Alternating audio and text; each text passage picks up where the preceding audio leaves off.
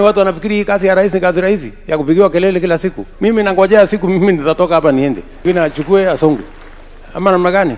All right, welcome back to Havana Media, and now we bring you a detailed, simple and powerful breakdown of President William Ruto's speech during the official presentation of the Jukwaa La Usalama report. This was a national gathering attended by chiefs, assistant chiefs, cabinet secretaries and top security officials. The president delivered one of his boldest and most emotional speeches, addressing the leadership pressure, the economy, Kenya's global position and the growing problem of misinformation.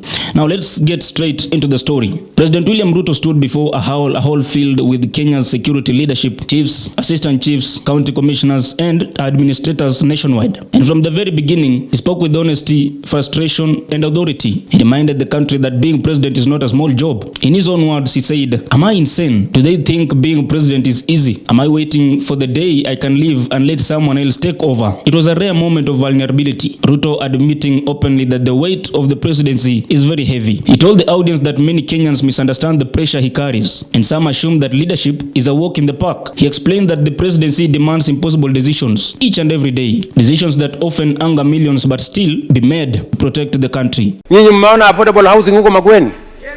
Yes, ghorofa ni ngapi? Ghorofa 10 tayari in Makueni. Si mnanielewa? So this world, sikizeni my friends. Na hiyo kazi yote hiyo kazi yote ni kazi ya miaka ngapi? 2 peke yake, 2 years ndio tumefanya hiyo kazi yote. Tunajenga masoko 400 tunajenga Kenya, hostels ya watoto 1170 tunajenga Kenya. Kwa hiyo program moja tu, hiyo program moja ya housing, masoko 400. Nyinyi mmeshaona masoko inajengwa dunia hii? Si ndio? Hapa Kiambu peke yake tunajenga soko 30 in Kiambu County. Hapa Kiambu. Nakuru nilikuwa huko juzi, tunajenga soko 25. Hakuna serikali imejenga soko 25 kaunti moja. Wakijenga pengine soko moja in 5 years. Sio kama tunaelewana. And kama hiyo tumefanya ni kwa miaka 2, munieleze miaka 10 Kenya itakuwa inakaa namna gani? Miaka 20? Miaka 20? Na unajua nilisema hivyo juzi, watu wengine wako na tabia mbaya. Wakaenda wakasema, huyu mtu amesema atakuwa rais miaka 20. Watu wajinga kabisa yani. Kwani mimi ni wazimu? Kwani watu wanafikiri hii kazi ya rais ni kazi rahisi ya kupigiwa kelele kila siku? Mimi nangojea siku mimi nitatoka hapa niende. Mwingine achukue asonge. Ama namna gani? I want to make my contribution. Mungu akinipatia nafasi mimi nitafanya bidii kwa ile Mungu atanipatia nafasi. I have no interest. And at the same event, Transport CS Kipchumba Murkomen rose to praise the presidency's leadership style. He reminded Kenyans that during the 2022 campaigns, President Ruto promised a bottom-up approach, not as a political slogan, but as a serious economic plan. Murkomen described Ruto as a humble leader who listens to the people, saying the president spends hours engaging with communities, administrators and experts to understand the real issue affecting ordinary Kenyans. President Ruto then shifted to the economy, giving what he called the facts from the horse's mouth. He said Kenya is not collapsing, as many claim online. He explained that the country now has the highest dollar reserves in its history, $12.1 billion. According to the IMF, Kenya recently overtook Angola and Ethiopia to become Africa's 6th largest economy. And on top of that, the country's credit rating improved from a B- to a B, a rare achievement during global financial stability. I have never seen a crowd of such a beautiful presentation of chiefs and assistant chiefs anywhere. It is beautiful and intimidating at the same time. And I want to thank you, Your Excellency, for being the first president since independence to host chiefs and assistant chiefs, not from one district, not from one county, not from one region, but from the entire republic at once. Mr. President, this is a great honor. It shows that when you went to the campaign and told the people of Kenya that the governance of Kenya shall be bottom up, you are not making political slogans. You meant business, Your Excellency. It also shows the kind of leader you are. You are humble and you listen to the voices of those who are at the bottom of the pyramid. And Your Excellency, we don't take this for granted. When you appointed me to this ministry, I took over from Professor Kithure Kindiki. And Your Excellency, he had done an exceptional job. He came to office when it was a very difficult time. We were facing banditry, threats of terror, and many other problems.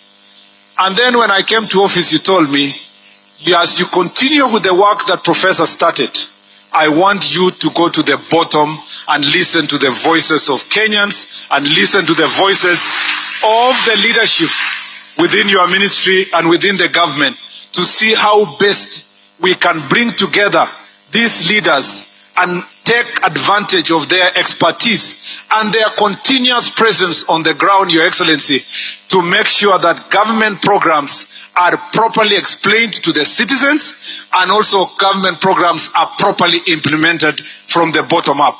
Your Excellency, I did exactly that. And we had 48 Jukwaa La Usalama forum, Your Excellency.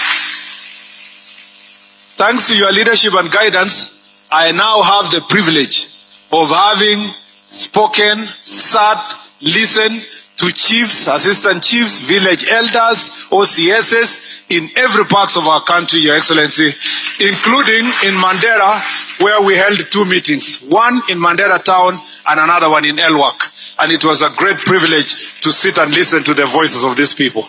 Your Excellency, when I told these leaders that this was not a talk shop, the President was waiting for a report, an update. Mr. President, you have validated what I said by inviting them here and by what you are going to tell them in this particular place, Your Excellency. After every county session, we briefed you. I briefed you on the issues and the things they wanted be done. And Your Excellency, today is the day that we expect guidance from you on how to move the issues to go forward. Your Excellency, during this forum, we had over 60,000 people attending, which included the chiefs, the assistant chiefs, the village elders, representatives of community, civil society. It included also the OCSs, the police officers. And this engagement was very open and robust. In fact, by the time we did 3 counties, many people in the security sector called me and said, why are you having an open discussion on security issues with people like this? You are embarrassing the government. People are talking about offices they don't have. They are talking about fuel they don't have.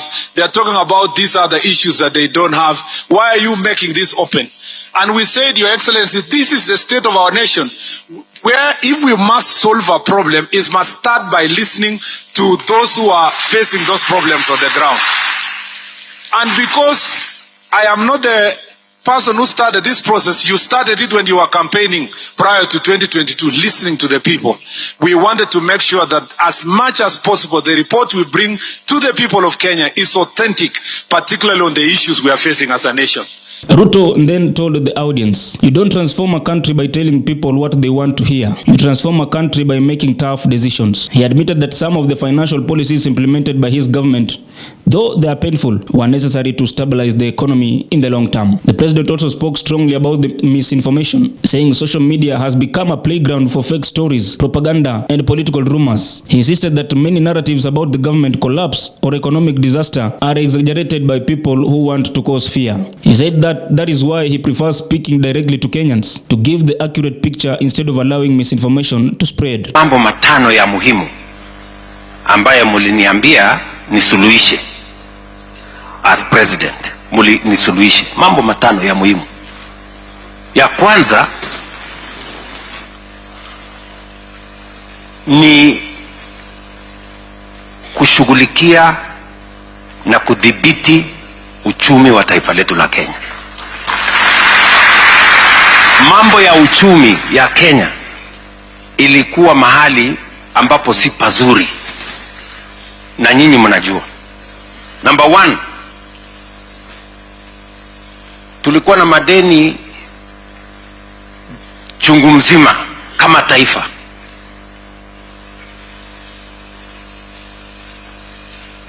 Ile kitu inaitwa inflation, kwa wale ambaye ni economist, ilikuwa karibu inakuwa double digit, ilikuwa 9.6%. Dola mnajua ilienda mpaka 167, 165, 167. Pesa zetu za kigeni, foreign reserves, ilikuwa imeteremka chini mpaka 5.7 billion dollars.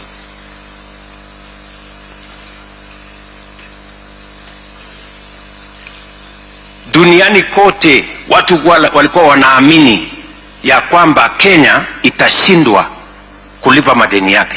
In fact, kati ya watu nilikutana na wao baada ya kuchaguliwa ni mtu anaitwa Antonio Guterres, Secretary General wa United Nations. Akaniambia, Bwana President, sasa siku Kenya itashindwa kulipa madeni yake, wewe utafanya nini? Mimi nikaambia, Mungu atanisaidia Kenya iweze kushindwa kulipa madeni. Nimekuja nikaketi chini kwa ofisi inaitwa number 6 pale chini pale, na watu wengi nimepangana na wao. Tukasema, we cannot be the country that is going to go to the shame ya kushindwa na kudefault. Tumeketi chini pale, I had to make very difficult decisions. I had to make very difficult decisions. Tukaondoa ile, tulikuwa na subsidy sijui ya mafuta ambayo ilikuwa tu walikuwa naiba tu pesa, nikafutilia mbali. Tulikuwa na subsidy ya sijui unga, ati mtu anaenda kusema ati mtu anapeleka pesa kwa duka, ati mwambia mtu badala ya kuuza hii unga 250 uza 100 kwa duka. Sasa mtu kwa duka pale ndio unga inatoka. Unga inatoka kwa duka. Sijui nini nikasimamisha, hata ikabidi ni simamishe kulipa madeni fulani hapo kwanza, ndio nchi tusikose kulipa madeni ya wale wako mbali. Haya mambo yote niliyoyafanya yalikuwa ni mambo magumu, mengine machungu. Then President Ruto also revealed a conversation he had with the UN Secretary General, who is Antonio Guterres. He told him clearly that Kenya must repay its debt responsibly because no nation can grow while drowning in unpaid loans. He said the world now sees Kenya as a country that honors its obligation, and this has restored investors' confidence. And now, while William Ruto closed his speech, the president thanked chiefs and assistant chiefs for being the backbone of Kenya's security and administration. He also reminded them that many national programs, which are education, health, registration services, relief distribution, cannot succeed without them. He also urged them to serve the people with honesty, discipline, and humility, saying that the national stability begins at the village level. Leo, wacha niwaeleze, where are we today? Where is the economy of Kenya today? Everybody today, globally, number one, inflation ile ilikuwa 9.6, imeteremka iko 4.6. Mnanielewa? Dola ile ilikuwa imefika 167, saizi iko 129. Ile dollar reserves ilikuwa imeteremka chini, imefika 5.7. Today we have the highest dollar reserves in the history of Kenya. We are at $12.1 billion. Yani ile pesa za kigeni tulikuwa nayo 2022, we have doubled today. Nini mnanielewa? Yes. That is how you change a country. You don't change a country by making populist decisions. Easy, short term, short benefit decisions. Ni mnanielewa? So, hapo ndio tumefika.